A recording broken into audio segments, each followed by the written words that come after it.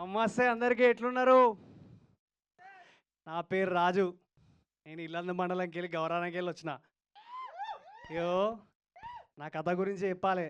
మా ముచ్చట తెలవదా మీ అందరికీ? ఇగో ఈ డాంబర్ గాడు వీడు.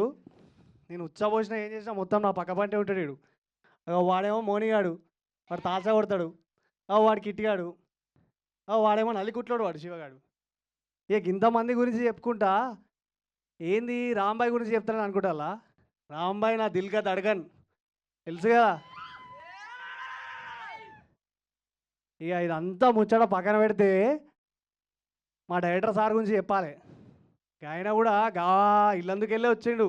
ఆయన పేరు సాయిలు కంపాటి. ఈ సినిమాను తీసిండు. ఇక ఈ సినిమా ఏం చేసుకుంటే మంచిగా ఉంటుందా అని చెప్పి ప్రొడ్యూసర్ కాడికి తిరుగుదామని చెప్పి పోతుంటే మన వేణన్న కాడికి పోయినాం. ఇక వేణన్న కాడికి పోయి స్టోరీ చెప్పంగానే వేణన్న రే సూపర్ రా, మస్తున్నది, మస్తు మాసున్నా అన్నాడు.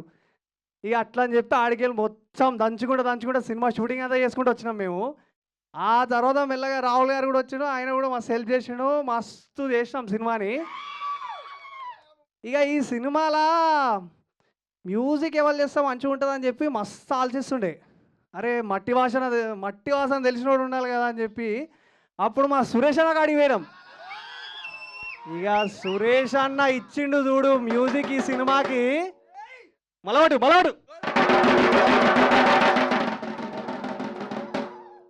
సప్పుడు ఇట్లనే ఉండే, సినిమాలో వేరే ఉండే సప్పుడు. ఇక ఇదంతా అయిపోయింది. ఇక డిఓపి సార్ ఎవరు అనుకున్నప్పుడు ఆల్రెడీ సారు అంబాజీపేట చేసిండు. మరి మళ్ళీ బ్యాండ్ సినిమా చేస్తామంటే కదిన్నాడు సూపర్ అని చెప్పి ఆయన కూడా బ్యాండ్ కథ చేసిండు. మస్తు చేసిండు, మస్తు చూపించిండు కూడా. నన్ను, మా రాంబాయిని, మా గ్యాంగ్ని, మా ఊరిని మస్తు చూపించిండు. ఇక ఇది అంతా అయిపోయింది. ఇంకా పెద్ద తలకాయ కావాలి మన ఏంది పరిస్థితి అని చెప్పి మొత్తం చూస్తుంటే ఇక అప్పుడు వచ్చిందే ఈటీవీ విన్ను. ఈ మధ్యకాలంలో లిటిల్ ఆర్ట్స్ ఇట్టు, ఓటీటీలో ఏది తిస్తుంది ఇట్టు, ఏది ముడుతుంది బంగారం ఈటీ వాళ్ళకు. ఇక మమ్మల్ని కూడా ముట్టుకున్నారు ఈటీ వాళ్ళు. మా సినిమా కూడా వాళ్ళే ప్రొడ్యూస్ చేసిర్రు, ఈటీవీ విన్ వాళ్ళే. ఇక ఏం చెప్పాలి మా కథ గురించి, ఎంత చెప్పాలి, మొత్తం ఇరిగే తీసినాం మేము అందరం యాక్టింగ్లో. మస్తు కష్టపడ్డాం, ఎండలలో తిరిగినాం, వాళ్ళ